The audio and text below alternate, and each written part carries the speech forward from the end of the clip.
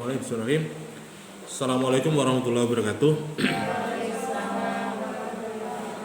Alhamdulillah hari ini kita bisa bertemu kembali. Di minggu kemarin ada trouble ya, jadi ada berkah, ada nikmat, ada apapun. Jadi kemarin itu sempat laptopnya error juga, kemudian ada juga keberkahan ulang tahun dari Budekan. Jadi kemarin itu sebenarnya adalah hari ulang tahunnya Budekan kita, sekaligus syukuran kemenangan dari Pak Rektor kita untuk menjadi wakil wali kota. Wali kotanya Naila ya. Oke. Di minggu kemarin kita sempat menyinggung terkait dengan penegakan hukum atau penegak hukum. Jadi unsur hukum salah satunya adalah penegakan hukum ini adalah sebagai media atau alat gitu. Jadi prinsip dari negara-negara hukum itu harus mempunyai penegak hukum yang baik. Ada memang negara-negara yang tidak punya TNI, tidak punya pasukan, tidak punya tentara. Tapi memang negaranya ya memang aman, masyarakatnya, ekonominya sudah bagus sehingga penegakan hukum itu tidak lagi. Atau bisa juga tataran masyarakatnya sudah sampai pada tingkat kesadaran yang tinggi ya.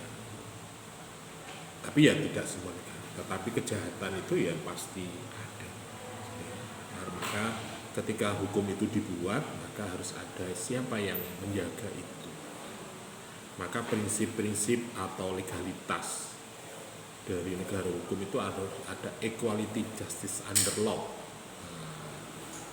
Sifat negara-negara hukum itu menjamin kepastian hukum. Siapa yang harus menjamin kepastian hukum? Artinya negara ini dalam kondisi aman.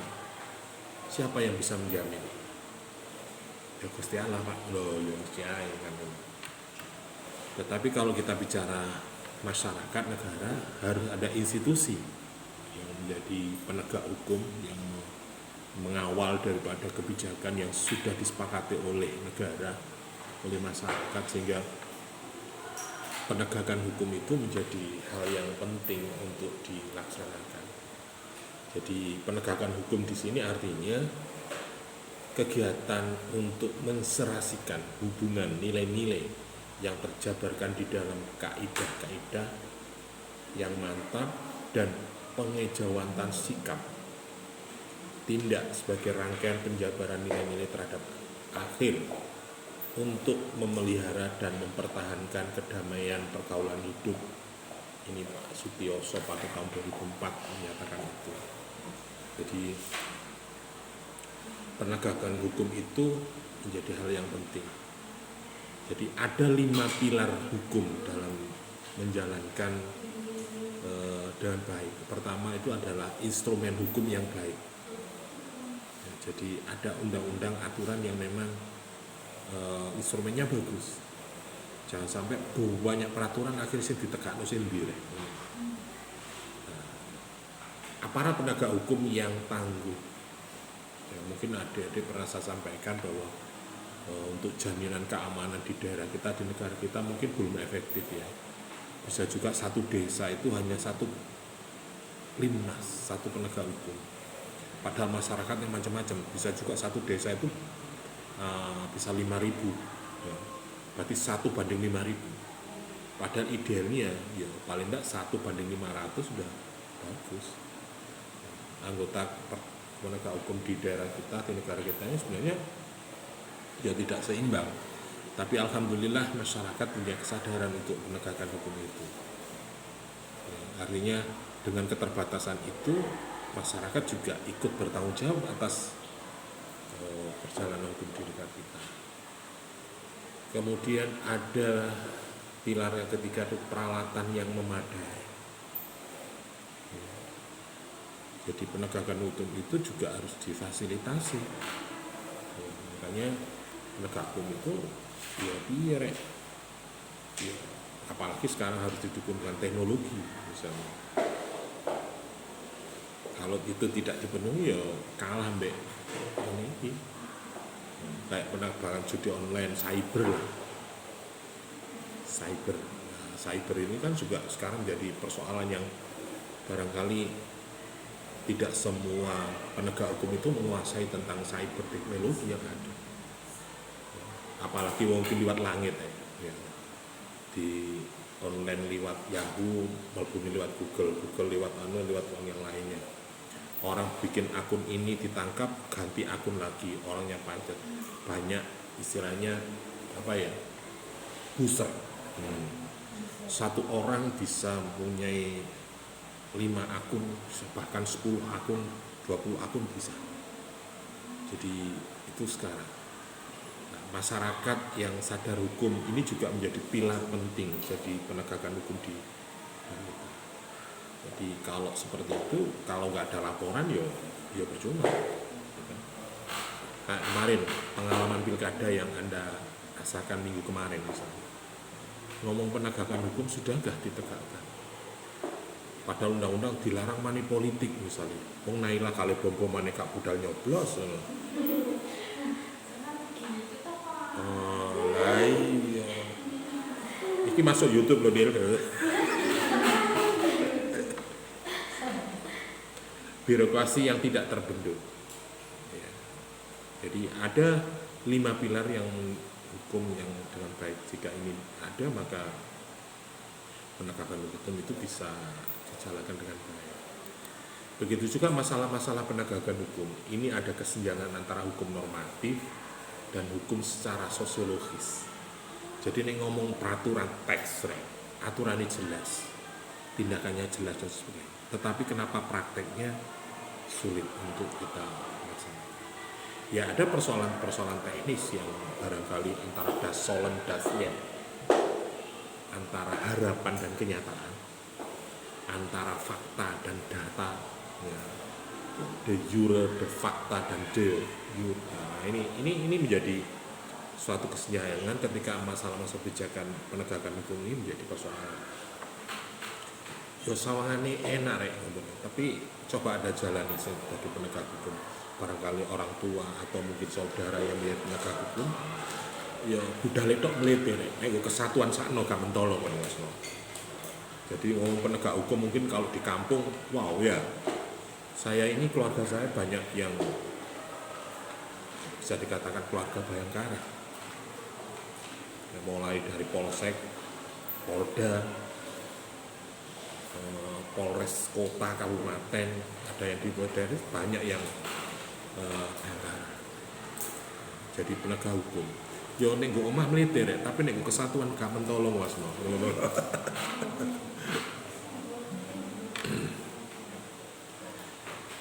Ada kesenjangan antara perilaku hukum masyarakat yang seharusnya dengan perilaku hukum masyarakat itu senyata-nyatanya. Jadi fakta hukum seperti itu, tetapi masyarakat atau bisa juga penegak hukum itu tidak bisa menindak. Kalau kita bicara hukum, kita harus bicara fakta, data, saksi dan sebagainya. Ngomong pemilu ini ngomong karena bom-boman, karena money politik, nonsense. Faktanya yang terjadi seperti itu, masyarakat juga mungkin Anda juga tahu, tetapi mungkin bisa juga nggak berani melapor kan gitu.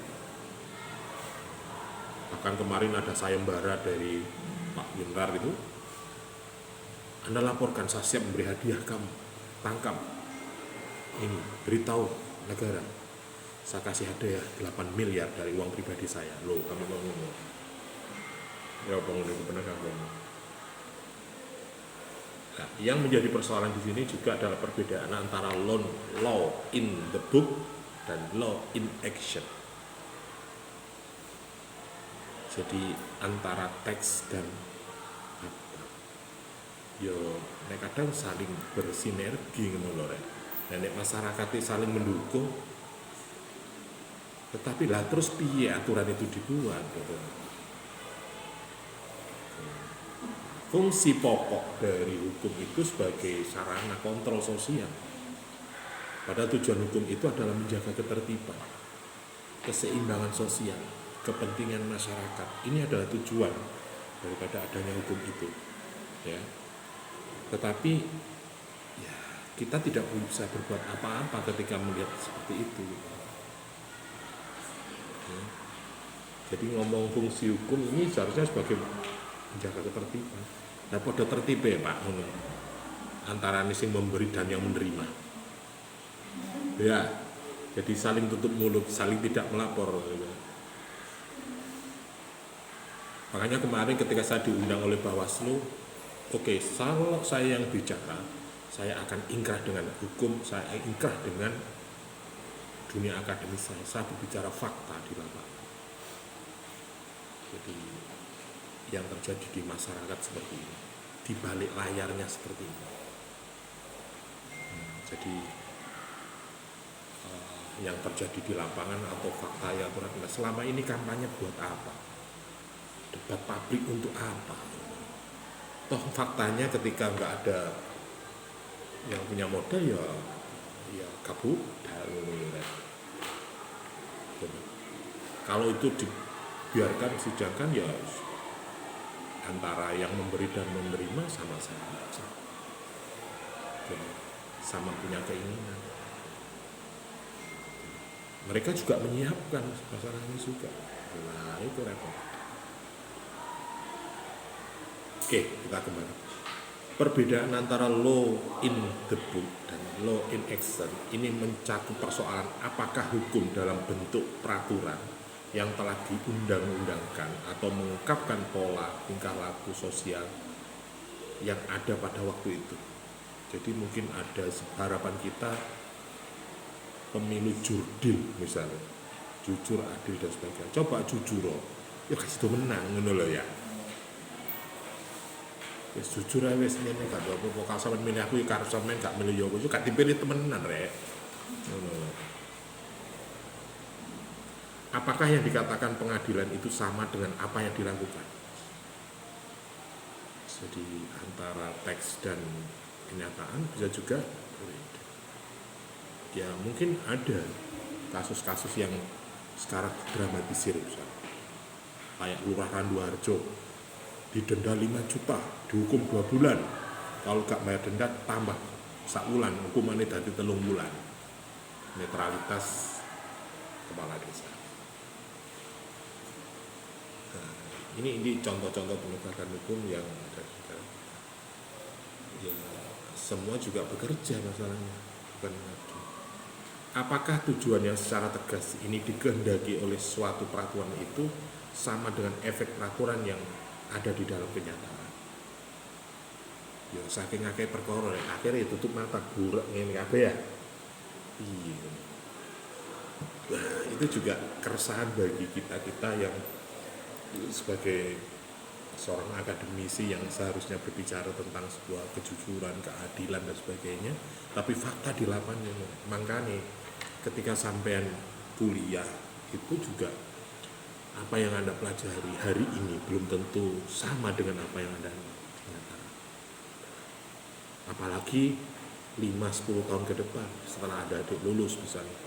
Jadi dunia pembelajaran, dunia persilatan di luar sana bisa juga begitu. Tapi paling tidak ketika ada adik pernah berdiskusi, pernah mempelajari seperti ini, paling tidak kita punya pengetahuan tentang itu. Jadi untuk bertahan lebih baik seperti hari ini aja sudah alhamdulillah sudah lebih baik gitu loh, daripada berpikir yang akan lebih baik.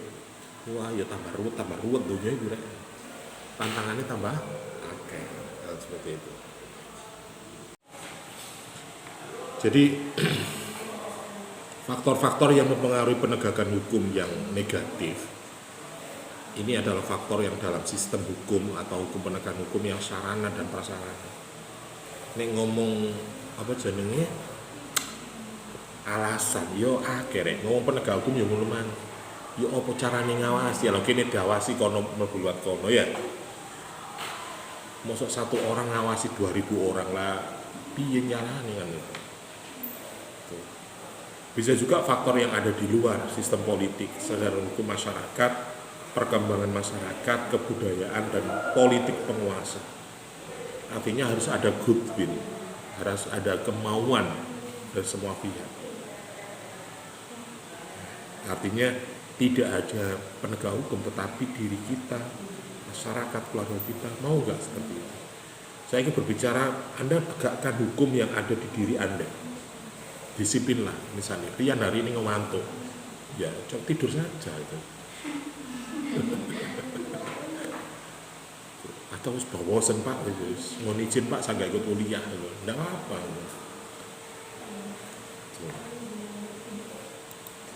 Jadi faktor-faktor yang lain terkait dengan faktor penegakan hukum bisa juga seperti itu. Konsistensi terhadap asas-asas hukum. Ya. Ini juga menjadi soalan.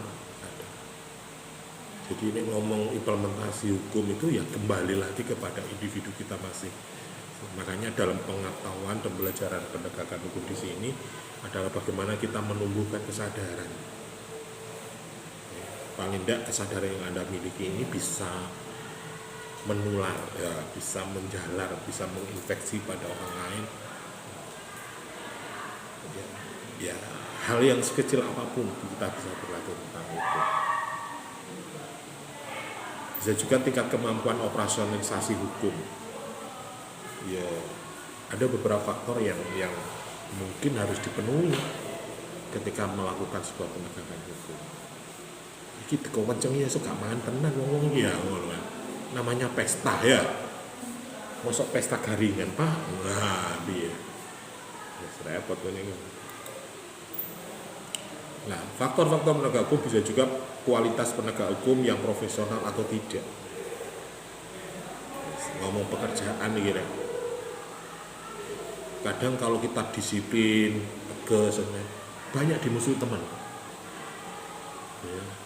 Jadi nanti ada adik mungkin ketika mahasiswa belum di dunia kerja, ketika ngomong penegakan hukum, Anda belum bisa merasakan.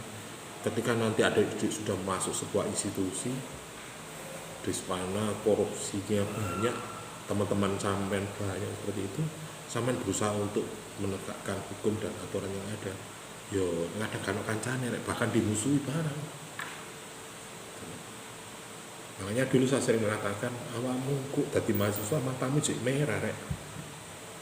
Masih bisa teriak-teriak. Wah, tapi coba kalau kamu sudah dapat meja bagus duduknya goyang-goyang, sekretaris ini matamu jadi biru nanti. Karena saya juga pernah membandingkan itu. Saya mencoba untuk konsisten dan sebagainya, juga banyak musuhnya. Bahkan sampai telinga saya potong aja. Gak dipotong piye, sampeyan ojo ngawak-ngawak sampean, Pak Mburi sampean. Aduh. Lemahnya wawasan pemikiran bisa juga ini mempengaruhi penegakan hukum. Ada masyarakat itu yang berpikir pokok irek dengan yo repot. Jadi kemarin misal kasus penegakan hukum, karena dia menegakkan hukum dia melaporkan, tetapi akhirnya dia yang kena sandra. Atau bisa juga Rian menegakkan hukum lalu wantem kematian rek. Akhirnya Rian jadi dihukum. Padahal yang diantem iku mang malingi copete kan ngono. Repot. Rendahnya motivasi kerja. Ini juga akan mempengaruhi penegakan hukum. Rusaknya moralitas personal aparatur. Yo macam rek. Makanya kemarin itu kenapa sih selevel kombes ya, selevel AKBP sampai bunuh diri. Loh, piye ngono lho. Ya mungkin bisa juga secara internal dia ditekan oleh keluarganya, oleh suami, istrinya, anaknya. Secara kedinasan bisa juga dia ditekan oleh atasannya. Masuk selevel ngono duwe pasukan selevel menengah lah, perwira menengah lah, bayangkan.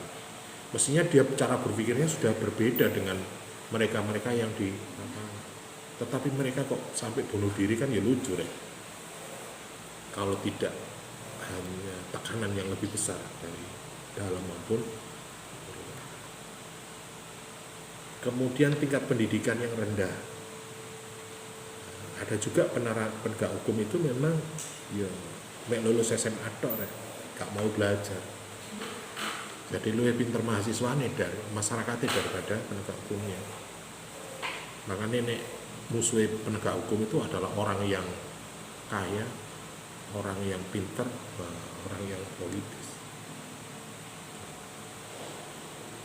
Penegak hukum iku nek sing mara wonge nggawa alpat ngono wah bingung rek. Nailah ditangkap di polsek mana, polsek Puri, wadah. Langsung ayahe teko nggawa alpat. Wis polseke gobok. Iki jeragan di sing teko iki ngono. Dituku kok polsek iki ngono. Atau yang datang dari mana? Oh, lawyer Pak. Oh, langsung. Ya, saya tahu banyak kapasitas dari keluarga saya juga nggak sehebat-hebat saja, tetapi mereka memang juga penegak hukum gitu loh. Jadi kalau ada masalah ya bisa juga ya belajar juga. Gitu. Karena yang kan kadang gue yo nek wong gak ngerti gampang rek. Nek padha ngerti ini kan ruwet. Bisa juga kita kena viral, kena ya pangkat demo mudut ya. Kayak kasus di kemarin tuh ada tahanan yang sampai meninggal dunia di tahanan polseknya. Gara-gara tahanan itu melakukan perbuatan yang mengakibatkan teman-teman tahanan lainnya marah. Nah, missing sak nggon-nggon ya, lah piye tahanane lak malah gak karu-karuan. Akhirnya diantemi mbek tahanan yang lain meninggal. Siapa yang bertanggung jawab ketika di Mapolres seperti itu? Ya Kapolsek. Ya kena rek. Masyarakat keluarga ini menuntut akhirnya. Nek sing ngene ku ya apa? Aneh ya. Kemudian harus dilayani alat teknologi modern. Artinya di sini juga penegak hukum itu juga harus mempunyai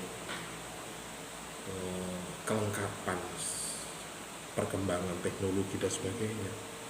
Mosok penegak hukum mereka ngerti media sosial. Pak, inilah ada berita seperti ini. Bapak nggak tahu ya kalau Bapak diviralkan di sini. Loh. Kejahatan cyber hari ini malah lebih canggih lagi daripada kejahatan yang umum di masyarakat. Ketersediaan sarana prasarana tempat menjalani pidana itu juga menjadi faktor sarana penegakan hukum yang baik. Makanya di kementeriannya Prabowo ini ada kementerian yang ngurusi tentang itu.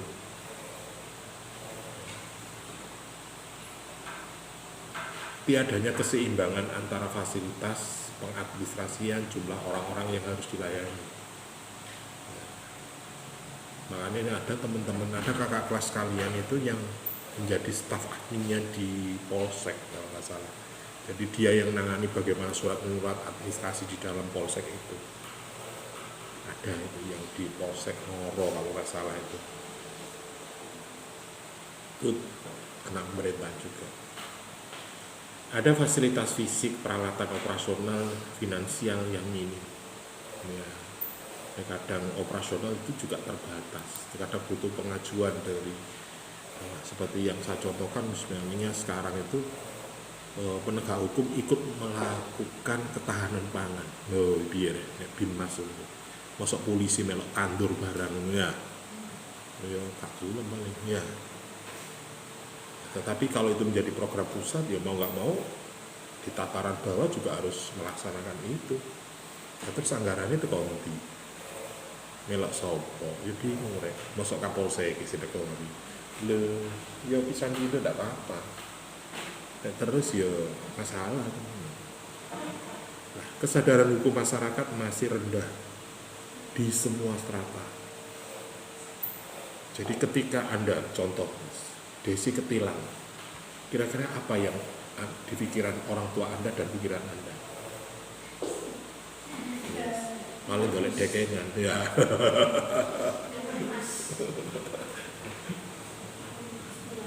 Ya aku ketilang dodi. Pacing Pak, waduh. Ikut wilayah mana itu?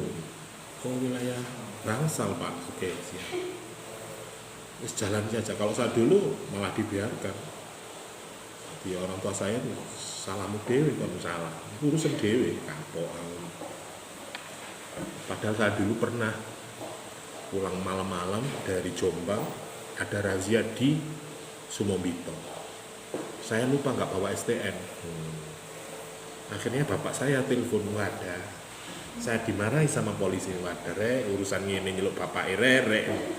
Padahal saya lo polisi ini sungkan mbak Dewi sakjane. Tapi ya pak wong STN yang jene kantun ten dalem ya.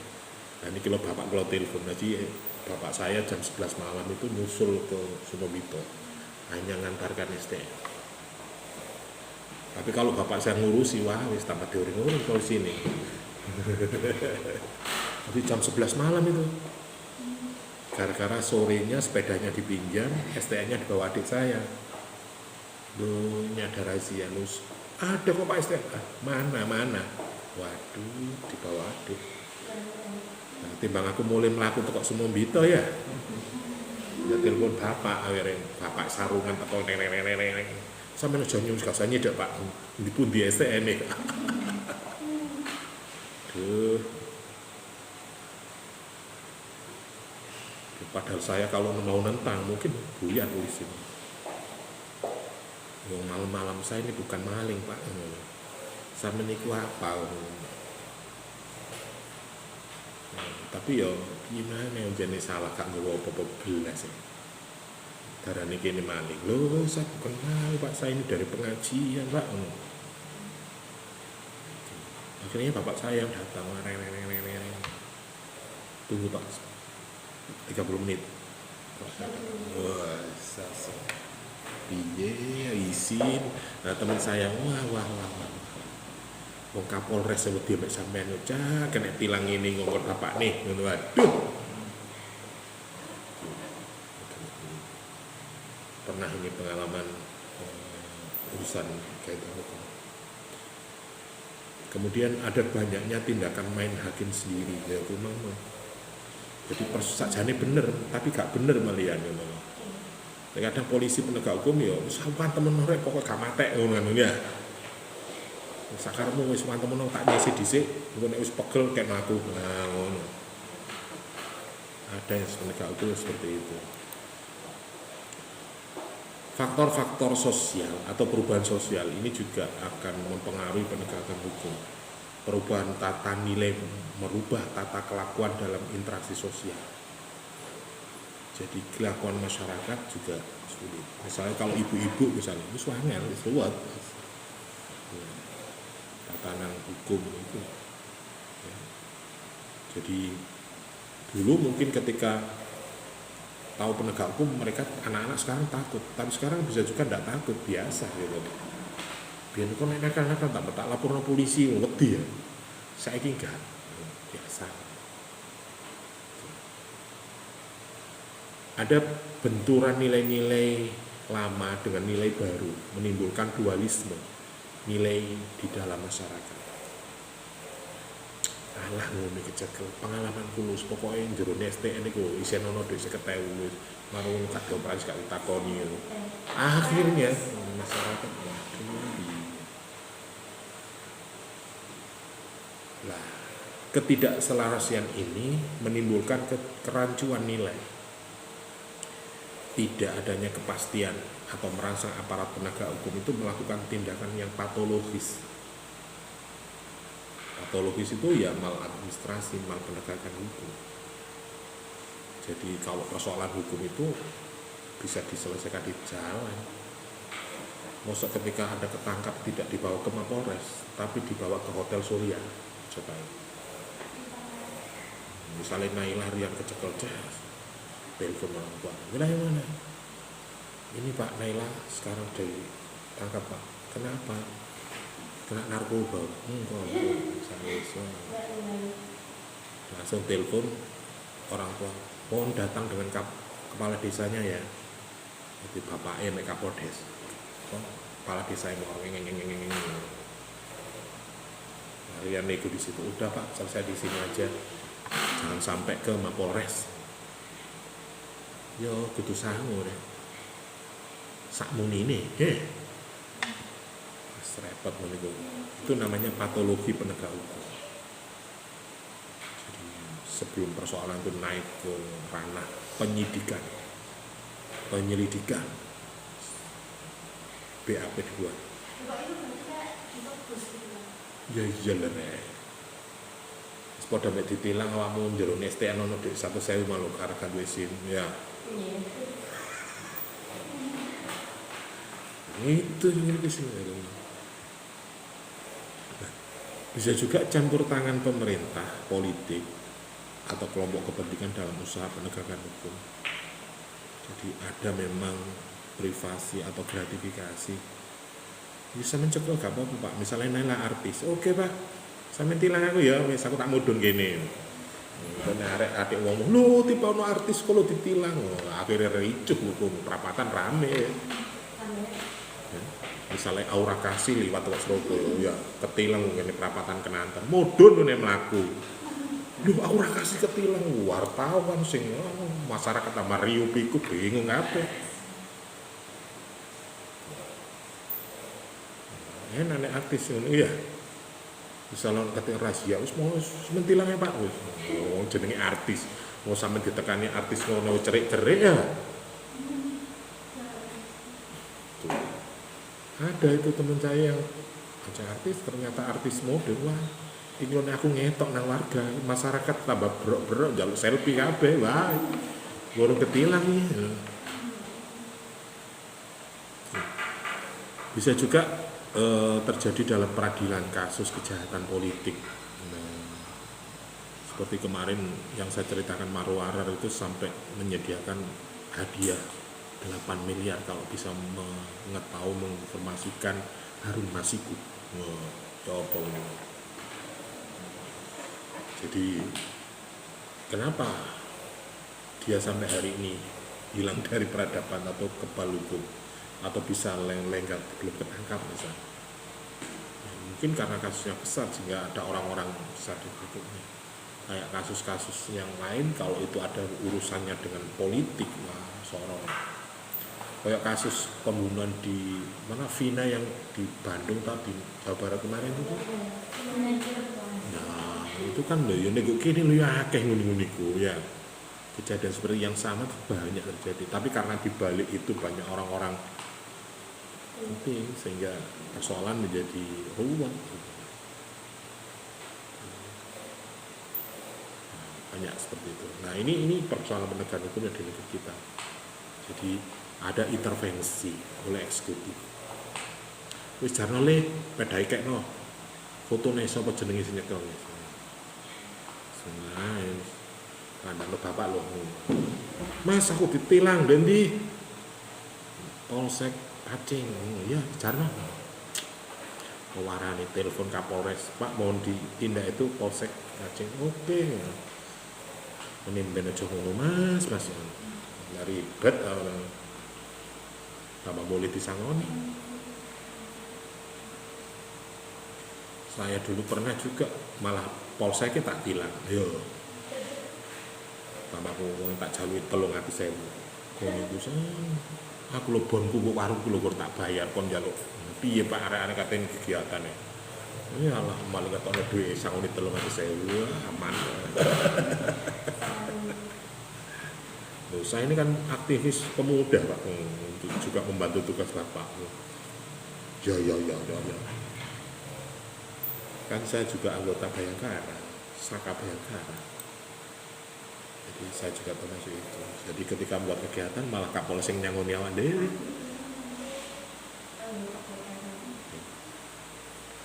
Nah, oke, mungkin sampai di sini ada yang dicurhatkan atau ditanyakan terkait dengan penegakan hukum.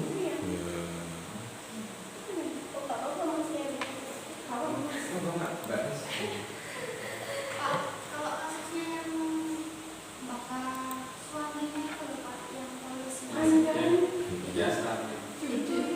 kalau misalnya diselesaikan secara keluarga misalnya kayak baik-baik sama keluarga gitu loh Pak, itu bisa apa enggak? Dia punya karir, punya jabatan, Juga sore. Semua persoalan hukum itu kan sebenarnya ada mekanismenya. Tidak boleh menghakimi sendiri ya. Makanya tadi saya ceritakan Rian di penjara gara-gara ngantemi copet, kematean di diantemi. Nah, Makanya kan ada solusi jalan tengah ketika penegakan hukum dilakukan, ya seharusnya itu dilaporkan, diproses secara hukum, betul. Tapi karena penegak hukum juga tingkat emosi seorang bisa juga sampai kemana-mana. Ya. Jadi kemarin tuh ya jenenge wis saking wong nek wis amarah wis muring-muring kan wis sudah di luar kendali apapun kan ya. Jadi nek sampean muring-muring mek pacar sampean wis mbok nyakar, mbok mentu wis gak ngurus jenenge emosi. Ya sebenarnya ya ketika melihat seperti ini ya laporkan saja walaupun suaminya. Itu kalau kita bicara hukum, tetapi nek wis kadung panas emosi, karepe ya aja sampai metu, jangan sampai orang lain tahu. Tapi karena terlalu ya piye maneh jenenge emosi. Ya, jadi mungkin persoalan itu bukan persoalan yang 1, 2, 3 kali, bisa juga seorang ibu, seorang istri yang sudah menahan puluhan kali, atau bisa juga kejadian-kejadian itu yang sudah bertahun-tahun sehingga dia menahan diri akhirnya wis kakek dia piye maneh ya akhirnya ya kesalahannya salah hukum. Tapi kalau kita bicara tentang seperti itu ya dia secara institusi dia adalah penegak hukum, dia adalah mengemban amanah terhadap marwah organisasi atau lembaga penegak hukum begitu. Mosok penegak hukum yang melakukan salah ya mungkin banyak hal sehingga makanya banyak kejadian-kejadian yang sebenarnya kita itu ikut menegakkan hukum, tetapi ada batasan-batasan yang harus kita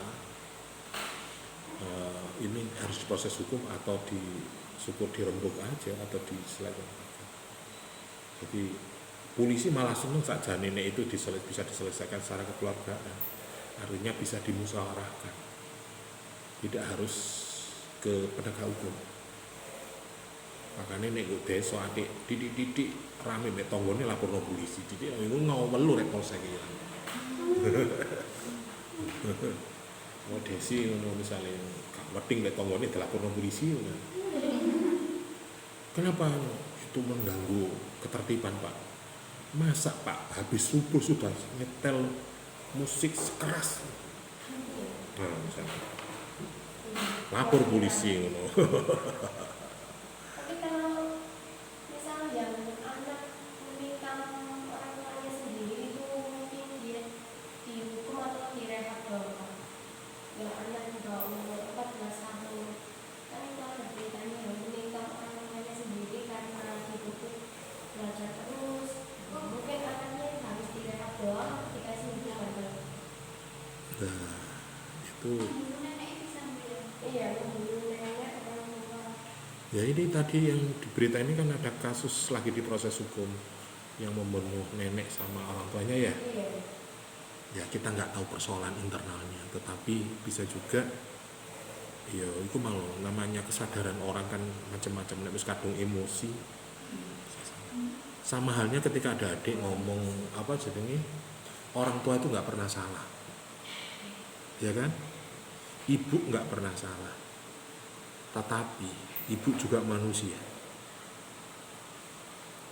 Misalnya Naila disuruh, oh, kamu jadi PSK saja, kamu harus setor saya 500.000 tiap malam. Ya bohong itu. Ya. Atau mungkin bapak sampean, oh nucil itu gede, no kak ngelayak no lagi.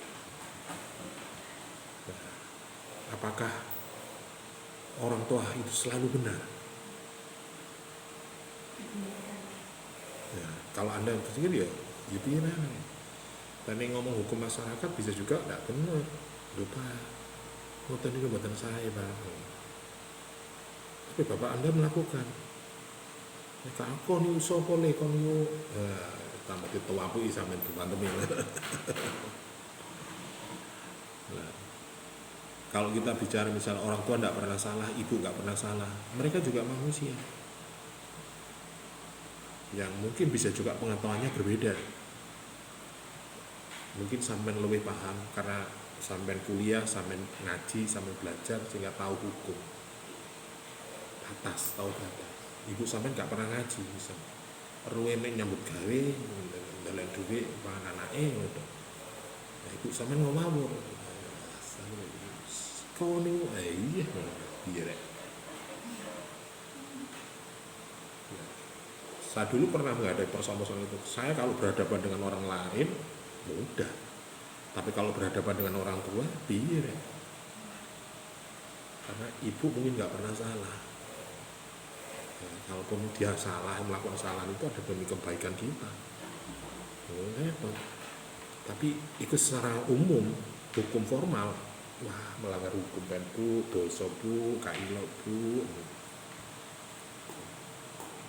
Mungkin kesenjangan itu bisa juga terjadi pada siapapun, ya, kepada baik anak terhadap itu bisa juga terjadi. Jadi, yo cene anak di sekolah no dididik ya ngerti kan. Ya, kalaupun orang tuanya nggak ngerti, cene wong tuanya gak sekolah, nek iso nyekolahno sampean gitu loh. Maka tugas Anda bagaimana? Maka Anda harus lebih dewasa lagi, lebih bijak lagi dalam kasus-kasus yang barangkali itu terkait dengan keluarga Anda. Nah, nek sampean tidak berpendidikan, ya bisa seperti itu. Ibu kadang cocok, ya cocok. Wah, terjadi jawab, ya ndak boleh gitu ya. Saya pernah itu tetangga saya, Bu, Pak, nek jenengan mboten saged ngendhaleni putra jenengan wadul ten kula. Tak jecekane awak. Oke nek kate ngewangi ya gak wani rek iku urusan rumah tangga niku anake mbek bapake. Kene wis meno. Tapi sampean coba Pak San minta tolong ya. Wis minggir sampean. Antemane ngono. Bayangkan rumahnya dibalik, kakaknya dipukul, ibunya dober bawa warit ini, wah ya piye. Wah dah ya, minggir Pak, Pade, minggir Pade. Ngomong nantong gue tak jahit cekane awak. Ya Allah, ketika itu ya Allah, saya hanya bisa piye iki. Iki nek tak ewangi ya salah, kata ewangi itu di depan mata saya. Potret ngene. Tapi piye iki? Gak dijarno iki piye? Gak jarno tanggane. Tanggul gak njaluk tolong iki. Nah, mek jeret-jeret mek nangis piye piye. Lah piye tolong wae minggiro wis. Ya bersawa ya coba. Waktu itu sampai malam waktu itu. Tapi alhamdulillah hari ini dia sangat berubah total. Yang dulu waktu sama berdirian orang tuanya ditantang, kakaknya ditantang. Sekarang sudah bisa sadar, usahanya sangat lancar, bahkan orang tuanya dibangunkan rumah. Padahal dulu wis ngomong, Mbak, gak ngatasi, tonggone siap ngewangi, lu sampai lu piye. Ya Allah, sekarang alhamdulillah sudah kembali 100%. Ngomong penegakan hukum, iya, itu urusan rumah tangga. Saya nggak tahu persoalan apa itu, sehingga di dalam keluarga itu sangat kacau, ribut. Kakaknya tuh lari semburat ke wabar. Nah, waktu itu kita sebagai tetangga ya, piye kok apa itu? Ngomong nih kakak, apa sih Jami? Jadi banyak hal persoalan-persoalan hukum yang di lapangan yang barangkali membutuhkan hati nurani, membutuhkan hukum yang lain. Ada persoalan-persoalan hukum yang harus bisa selesaikan secara individu, secara personal dengan hati nurani yang baik. Tetapi kadang ada persoalan keluarga yang mungkin pengetahuannya yang tidak seimbang, sehingga penyelesaian persoalan itu diselesaikan dengan kekerasan. Apalagi sampai bawa senjata semua. Wow, sampai jerit-jerit tonggolnya.